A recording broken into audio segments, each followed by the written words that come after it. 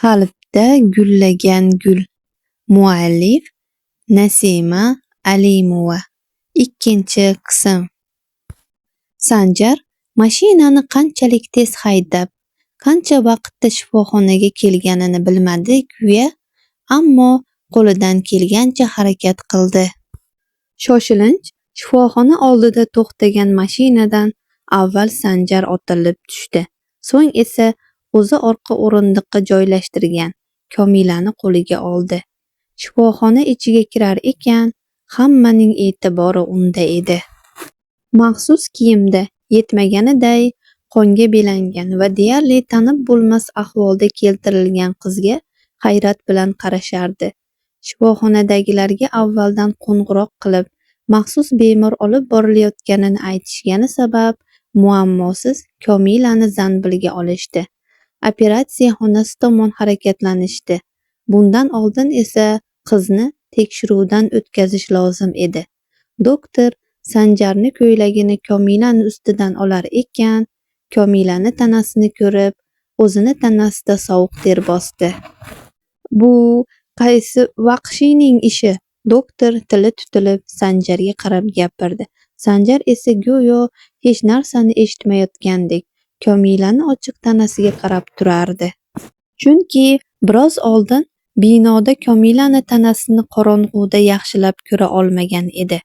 Ammo ko'rdi-yu, qo'llari musht tugildi. Ko'zlarida misoli bir olov yonib turardi. Xayolida esa Komilaga ziyon yetkazgan kimsalarni bir necha bor o'ldirib tiriltirdi, azobladi. Har qanaqasiga vahshiyona o'ylarni xayollarida o'yladi. Komilani qamchi bilan urishganmi yoki shunga o'xshash nimadir bilanmi, tanasida chuqur ko'karish izlari va qon dog'lari bor edi. Yuzidagi tish izi esa hech kimni e'tiboridan chetda qolmasdi. Kim tishlagan bo'lsa ham shu darajada chuqur tishlaganki, yuz terisini yulib olishga ham oz qolgan. Bo'yni esa oq joyi qolmagan. Ko'm-ko'k, shu darajada ko'k va qora rangda ediki, nimadir bilan bo'g'ishganligi bilinib turardi. Komilani tanasi oq sarg'ish bo'lib va biroz nozikligi uchunmi, bu izlar bilan tanasi dahshatli ko'rinishda edi. Sanjar Komilani tanasini skaner qilganday pastlar ekan, oyoqlariga qaradi-yu, ko'zi kosasidan chiqib ketishiga oz qoldi. Oyoq barmoqlaridagi tirnoqlarini yulib olishibdi. Ular uchun bir qizchani joni o'yinchoqmi nima? U bilan shu 51 soat davomida xohlaganini qilishgan. Sanjarni sukuti doktorni asabiylashtirishga olib kelib, qaytib savol bermadi. Komilani shoshilinch operatsiya xonasiga olib kirib ketishar ekan, operatsiya davomida qizni o'lib qolmasligini Xudodan so'rashar edi. Sanjar bu qizni ochiq tanasini va jarohatlarini ko'rib, uni ertaroq borib qutqara olmaganimdan o'zimni ayblasam, uni shu ahvolga solganlarni la'natlar edim. Men bilan birga topshiriqqa borgan yigitlar hamma yoqni tozalab, bo'linmaga qaytishibdi. Operatsiya boshlanganidan 1 soat o'tib, qizni ota-onasi shifoxonaga yetib keldi. Bir burchakda onasi yig'lab qizi uchun Xudodan uzoq umr so'rasa, xotinidan kam ahvolda bo'lmagan O'tkir Zakirovich u yoqdan bu yoqqa o'tib asabiylashar edi. Menga ketishga ruxsat berishdi va bu yerga yetarlicha xavfsizlik xodimlarini tansoqchilikka qo'yishdi. Shunday bo'lsa ham negadir shifoxonadan ketgim kelmadi. O'sha qiz haqida xabar olmasimdan bu yerdan ketmasligimni bo'linmaga xabar qildim. Ota-onasi yonida men ham doktorni chiqishini kutib o'tirdim. Sanjar yig'idan charchagan Komilani onasi uchun suv olib kelib, bardam bo'lishini va hali hammasi yaxshi bo'lishiga va qizi sog'ayib ketishini ta'kidlab, dalda berdi. Hali ham u yoqdan bu yoqqa yurayotgan O'tkir Zahidovichga esa bir gap ham ayta olmadi. Chunki yuz tuzilishidan bilinib turibdiki, yig'lashdan nari-beri ekanligi. Bunday asabiy vaqtda odamga yaxshi gap ham yoqmaydi. Shuning uchun ortiqcha gap qilmasdan jim bo'lishni afzal ko'rdi. Operatsiyaning 3-soati ketayotganda esa O'tkir Zahidovichni sigaret qutisi allaqachon bo'shab, endigi navbatda o'tirib oyog'ini qimirlatib qo'yar edi. Bu hammasi asabiylik va stressdan. Va nihoyat hamma kutgan doktor 4-soatda operatsiya xonasidan chiqib keldi. Doktorni ko'rgan Komilani ota-onasi va shu tengi Sanjar ham doktorni yoniga borib savolga tutishdi. Doktor birma-bir savolga tutayotgan Komilani ota-onasiga qarab tinchlashlarini iltimos qilib so'radi. Operatsiya muvaffaqiyatli o'tdi. Doktor hammani intiqlik bilan kutayotgan yangilikni aytdi. Bu xabarni eshitgan Komilani ota-onasi bir-birini bag'riga bosgancha ko'ngillarini xotirjam qilishdi. Ammo doktorning keyingi gaplarini eshitib, oyoq uchigacha muzlab ketishdi. Qizingiz endi gapira olmaydi. Yuziga va tanasiga jarohatlar esa chandiq bo'lib qolish ehtimoli bor, dedi doktor afsus bilan.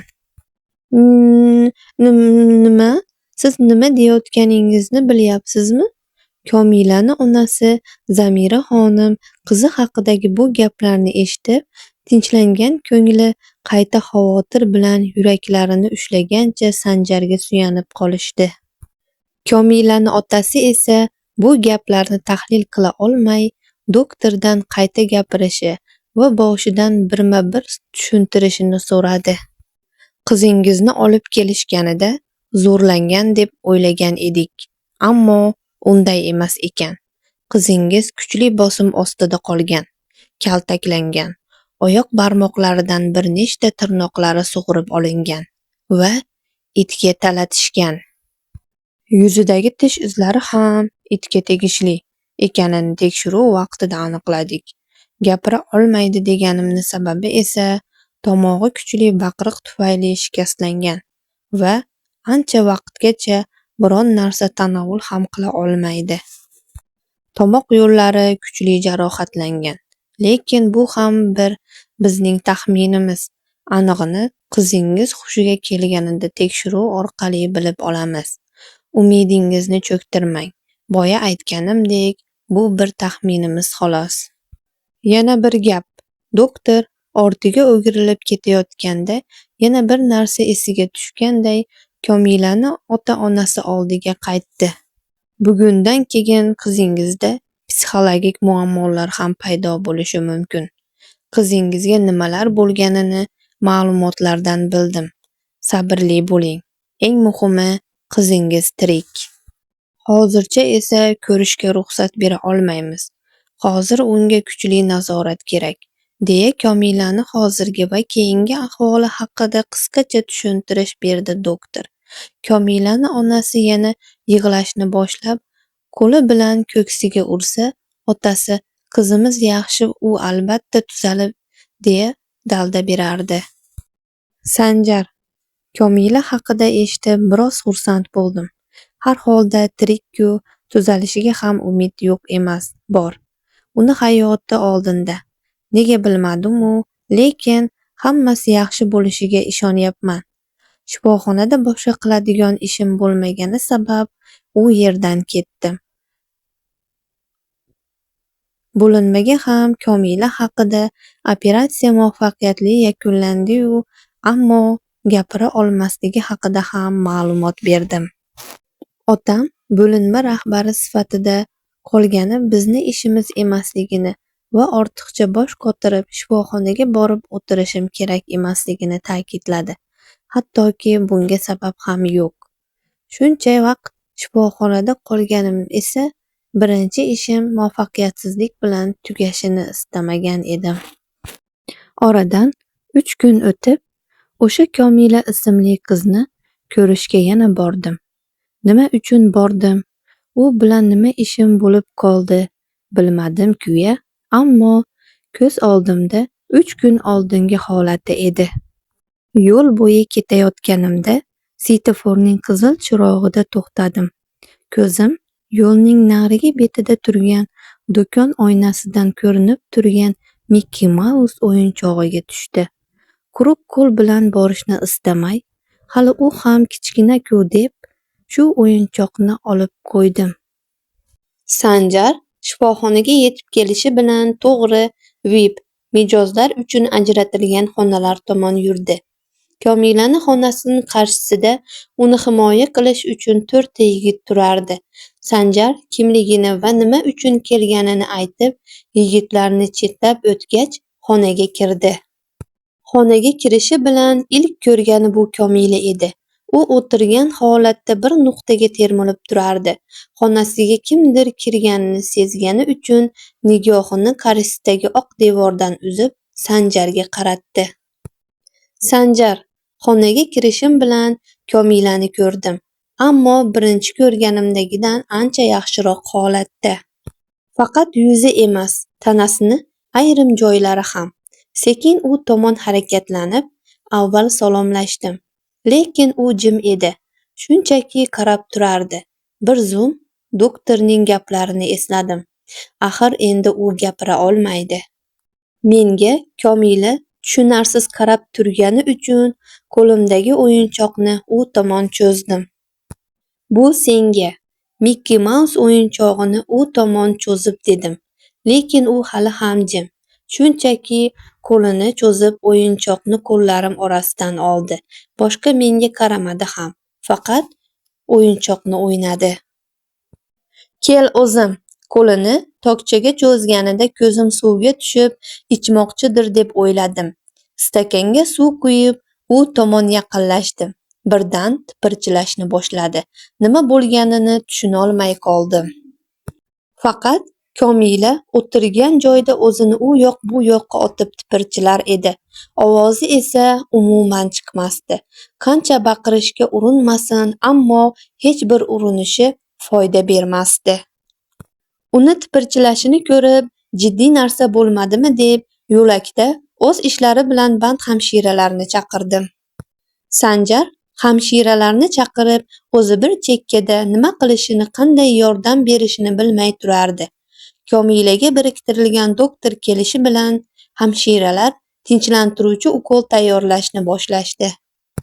Bir hamshira Komilani oyog'idan ushlab tipirchilashiga yo'l qo'ymasa, doktor 2 yelkasidan bosib yotqizishga urinardi.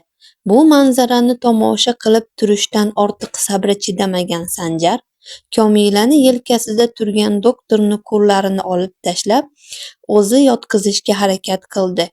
Hamshira arang Komilaga tinchlantiruvchi ukol yuborishi bilan Komilani oyoq-qo'llari bo'shashib, tipirchilamay qo'ydi va Sanjarni quchog'ida uyquga ketdi. Doktor, unga nima bo'ldi? Sanjar Komilani joyiga to'g'rilab yotqizib, ustini yopib qo'ydi-yu, doktor bilan tashqariga chiqib so'roqlay ketdi. Travma, ya'ni unda qo'rquv paydo bo'lgan. Siz unga yaqinlashganmidingiz? Savol berdi doktor. Ha, suv berish uchun unga yaqin borgan edim. Yuzimga bir qaradi-yu, tipirchilashni boshladi. Doktorga nima bo'lganini aytdi. Tushunarli, bosh chayqab qo'ydi-da, doktor ortiqcha gap so'zlarsiz Sanjardan uzoqlashdi.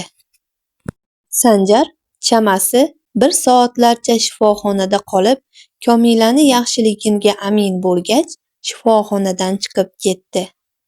Sanjar Komilani ko'rishga kelib, biroz noto'g'ri qildimmikin deb o'ylab qoldim. Chunki men sabab shu ahvolga tushdi. Men shunchaki uni yaxshiligiga amin bo'lmoqchi edim xolos. O'sha kundan so'ng qaytib kelmaslikka qaror qildim. Bir haftadan so'ng esa Komilani ota-onasi uni olib Koreyaga ketganidan xabar topdim.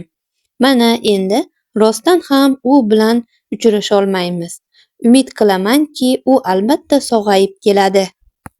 Oradan yillar o'tdi. Avvaliga sevalab yoqqan yomg'ir hozirda jaladek yog'ar hech to'xtay demasdi. Ko'chalardagi tirbandlik, mashinalarning yoqimsiz signal ovozi hammani jig'ibiyron qilar va bu holat ularga yoqmasdi. Aynan mana shunday ko'chalarning birida boshqa mashinalardan farq qiluvchi qimmat rusumdagi avtomobil ham svetoforning qizil chirog'i sabab to'xtadi. Mashina rulida taxminan 40 yoshlar atrofidagi erkak haydovchilik qilsa, orqa o'rindiqda boshi tik ko'tarilgan taxminan yoshi 20 larda atrofidagi qiz qulog'idagi naushnik orqali sokin musiqa eshitib ketardi. Mashina to'xtagani sabab qiz e'tiborini mashina oynasidan tinmay yog'ayotgan yomg'ir va yomg'ir sabab u yoqdan bu yoqqa o'tayotgan odamlarni kuzatishga qaratdi. Ko'chadagi odamlarga birma-bir ko'z yugurtirar ekan. Ular orasidan birgina yigit yoki erkakmi, xullas, qop-qora kiyimda va boshiga kepka kiyib olgan. Boshqalar bilan ishi yo'q. Yomg'ir, ko'chadagi ob-havo unga yoqayotgandek bemalol yurib ketayotgan yigit e'tiborini tortdi. Ko'zlari bilan yigitni har bir bosgan qadamini kuzatar ekan, unda allaqanday qiziqish uyg'ondi. Balki u yigitni jinni deb o'ylayotgandir. Har holda bu yomg'irda sog' odam bo'lsa, bemalol yurmagan bo'lar edi. Yigitni ko'chalarda qo'yilgan o'rindiqlardan biriga o'tirganini ko'rib, qulog'idagi naushnikni yechdi va yanada e'tibor bilan u yigitga termuldi. Xuddiki yigit ham buni sezganday, boshidagi kepkani ko'tarib, qizga ko'rinmayotgan yuzini biroz bo'lsa-da ko'rsatdi. Menimcha u rostdan ham yigit, qiz xayolan o'ylab dedi. Chunki biroz oldin uni yoshi kattaroq erkak deb o'ylagan edi. Ammo uni yuz tuzilishi va uyilgan qoshlariga qarab adashgan ekanligiga amin bo'ldi. Unga nima bo'lgan ekan Yigitni asabiylashayotganini ko'rib pichirlab qo'ydi qiz. Yigit ham mashinadan 6 yoki 7 metr narida qo'yilgan o'rindiqlarda o'tirganligi sabab qiz uni asabiylashayotganini bemalol ko'rayotgan edi. Yigit yana bir bor xuddiki qizni nima deyotganini eshitganday boshini ko'tarib aynan qiz o'tirgan mashinaga termuldi. Ko'zlari bir-biriga tutashdi. Yigitning jiddiy qarashlari, qizning esa uyat aralash qiziqqon ko'zlari gap so'zlarsiz bir-biri bilan muloqot qilardi. Bu muloqotga svetoforning yashil chirog'i yonib, ko'zlar ko'zlardan uzoqlashishiga sababchi bo'lgunga qadar davom etdi. Mashina xuddi avvalgidek harakatlanib ketar ekan, qiz haydovchiga to'xtashini ayta olmadi. Yigit esa qizning ortidan kela olmadi, chunki ularda bunga tayinli sabab yo'q. Bir haftadan so'ng Sanjar: og'ir o'tgan safardan charchab kelishim bilan otamni chaqiruvi sabab bo'linmaga keldim. Ota, kirsam bo'ladimi? Xona qarshisiga kelib, eshikni bir-ikki taqillatib, sekin ochgancha bosh suqib so'radim. Kel o'g'lim, o'zi seni kutayotgan edim. E'tiborini kompyuterdan uzib menga qaratdi. Oldilariga borib salom alik qilgandan so'ng sekin gap boshladi. Albatta, nima deyishlarini oldindan bilmayman, lekin taxminim bo'yicha yana bir topshiriq bo'lishi aniq. Sanjar, ertadan yangi ishga chiqasan. Kutganimdek yana bir topshiriq. Gapirmoqchi edim-ku-ya, lekin otamning gapi hali tugamaganligini bilib, gap boshlamasdan jim bo'ldim. Bu safargi topshirig'ing avvalgilardek emas. Unda qanday? Gapini bo'lib so'radim. Sudyaning qiziga tansoqchilik qilasan, ya'ni O'tkir Zahidovich deganlarini. Nima? Gapni bo'lmay eshit. O'tkir Zahidovichni davlatga qilgan xizmatlari katta va obro'li oilalardan biri. Ammo ko'pgina dushmanlari ham bor. Qizidan foydalanib, uni yo'q qilishmoqchi. Qizi hali yosh, shu bilan birgalikda judayam bo'sh. Tantiq va kibrli xonimchaga xizmatkorlik qilishimni so'rayapsizmi? Otamning gaplarini tinglab bo'lganimdan so'ng asabiy gapirdim. Qilmagan shu ishim qolgandi o'zi. Mana, buni ham qildirishmoqchi. Shuncha qilgan ishlaring oldida bir qizni himoyalab yurish qiyinlik qilyaptimi? Gap ishning qiyin yoki qiyin emasligida emas. Shunchaki bir qizni aytganini qilib, ortidan dumdek yurishni istamayman. Otamning menga bergan topshirig'i yoqmayotganini yaqqol bildirib, bu ishga qarshi ekanimni aytdim. Kim senga dum bo'lib yurasan dedi. Hozirgina nima dedingiz? Qizni ortidan emas, yonida himoyalab yurasan dedim. Xohlasang, oldinda yurishing mumkin. Qizni himoya qilsang bo'lgani. Doimgidek bemalol ohangda gapirib, ko'zlari bilan chiqishing mumkin degandek qaradi. Aslida hayron qolganimni o'zi bir ahmoqlik. Shu paytgacha biror marta mendan so'rab topshiriq berishmagan axir. Avvaldan nima qilib, qanday yurishimgacha reja qilib oxirida ogohlantirishadi. Otam bilan tortishishni istamay xonalaridan chiqib ketdim. Umid qilamanki, bu ishning oxiri baxayr bo'ladi. Bitta qizni himoya qilish otishmadan ko'ra osonroqdir.